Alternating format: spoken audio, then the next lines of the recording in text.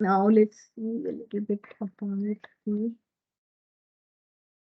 CMS architecture.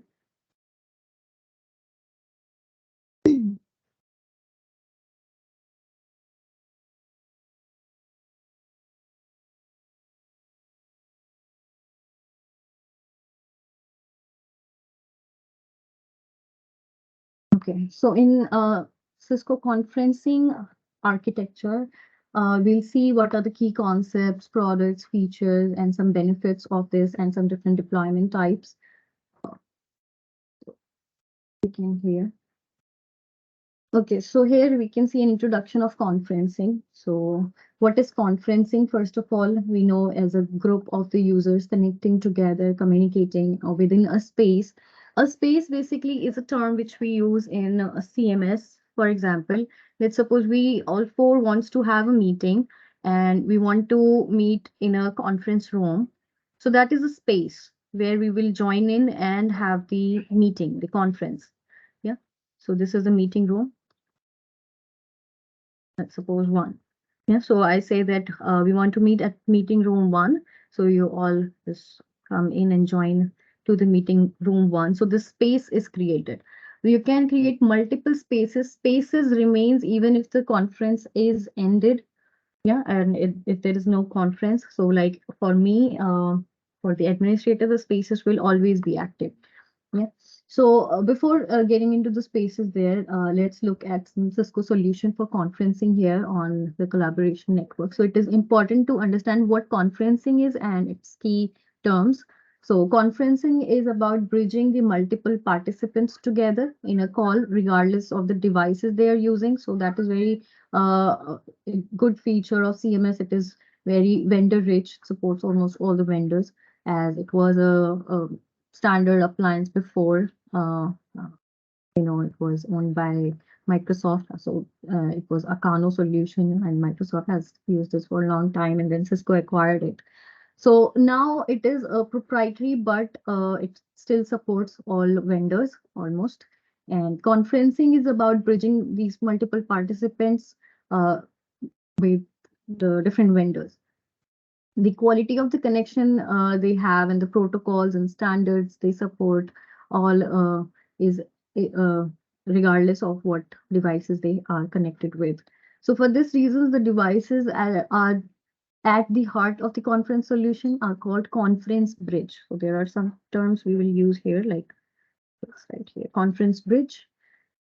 So a conference bridge is created for conferences. It allows the participants to join and use all the features on their device. For example, the buttons they press to share the screens and the point-to-point call operate the same way when they are in conference, but with conference, it supports multiple communication protocols.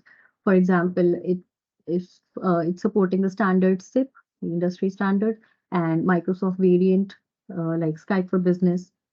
So each individual which is connected to the bridge is called a call leg here.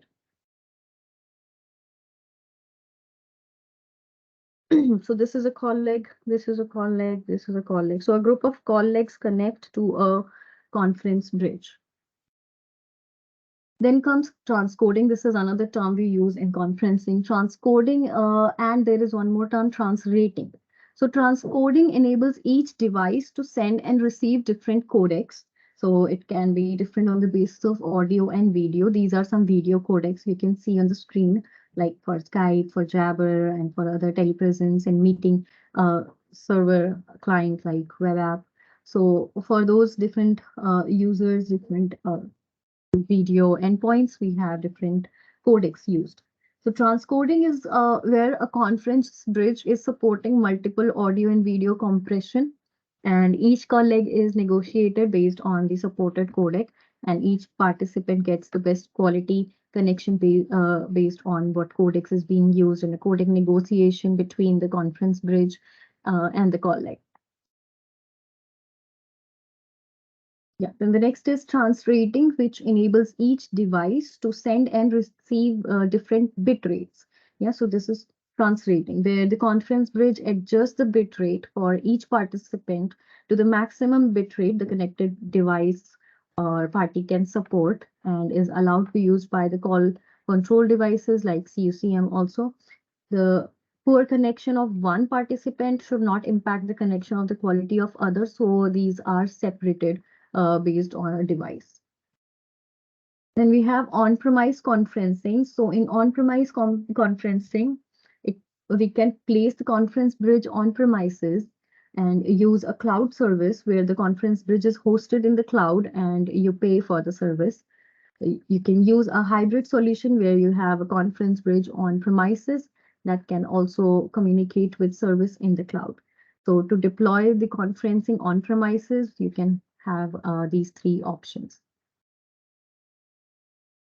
When it comes to cloud conferencing, in cloud conferencing, this is the infrastructure under the control of service provider.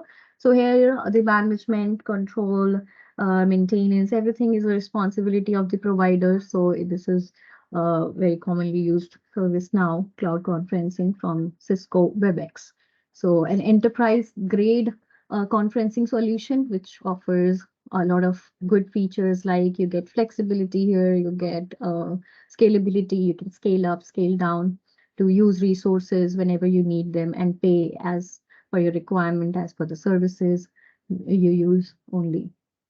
So the endpoint on the network needs to route to traverse the firewall to be able to dial into a conference using the WebEx, Cisco WebEx. And this is a software client which enables access to the meetings from any device and from anywhere just through the internet. The next is hybrid conferencing. Hybrid conferencing solution will allow you to deploy a WebEx bridge on premises. It's a mixture of on premises and cloud, and have the bridge connect to the local clients, but also have the conference to the cloud to seamlessly extend the meeting to other users also. So Cisco on-premise WebEx component is also called WebEx Video Mesh. This is a new term you might come across. WebEx Video Mesh. So this is for Cisco on-premise WebEx component. Next about Cisco meeting conferencing features. So these are some Cisco meeting conferencing features like audio conferencing, video conferencing, integrating with Microsoft Skype for Business on-premise and cloud, recording and streaming a web conferencing for users and guests using Cisco Meeting web app. So okay, some few more details I would like to add here. It's not mentioned. Yeah. So for these audio conferencing, video conferencing, which is supported here, different codecs types are used. So meeting server that to give scalable and highly secure on-premise conference bridge. It uses a different range of video audio codecs that you should be aware of, like some audio codecs, just some examples.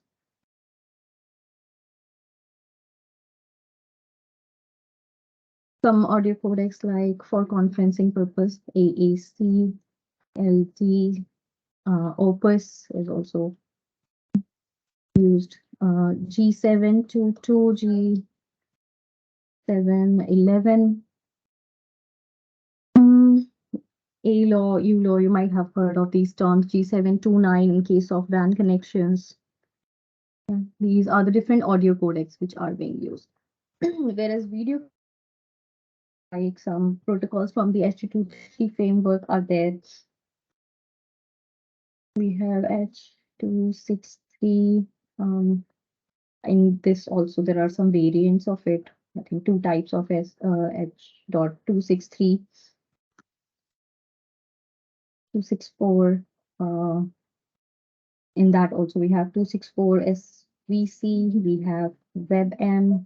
These are the different codec types we have. We have for WebRTC, SAFE, H223, these themselves for video coding and video conferencing.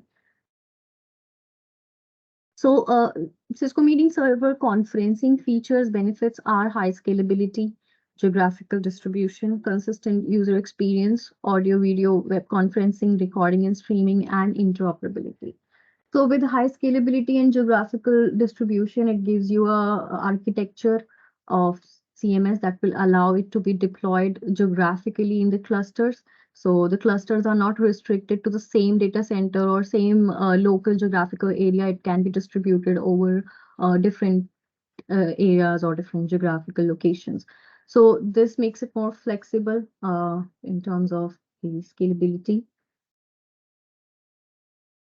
And we have consistent user experience, which allows you to have the user experience regardless of the device or the vendor. So the users can join from a meeting or a video endpoint, third-party endpoints. So that is what a consistent user experience is. Audio, video, web conferencing. So it allows audio, video, web conferencing, even adding chat capabilities and presence and so on with the help of audio, video conferencing features, which is supported in CMS 2000. Uh, it, in CMS 2000, you can have up to 3,000 audio participants. That is a limitation. That is a limit, I would say. Yeah. You can have 700 video participants. Okay. And recording and streaming is there. So the integration with third-party streaming and recording services required for this one. That means that if you're investing in another standard-based product for recording and streaming, it is always good to have an integration with a third-party solution because Cisco itself doesn't have a solution with CMS within it for recording and streaming. Same is the case for Expressway also. There for recording and streaming, recording and monitoring, we use third-party applications, third-party servers. Then interoperability is there, so it provides supports for variants of SIP, uh, for different Skype for Business clients, Link, and so on. This is the web app we were talking about. So this is meeting server web app that the users will be able to access for the conferencing, for spaces, for creating conference meetings, and so on. So this is a web RTC compliant solution.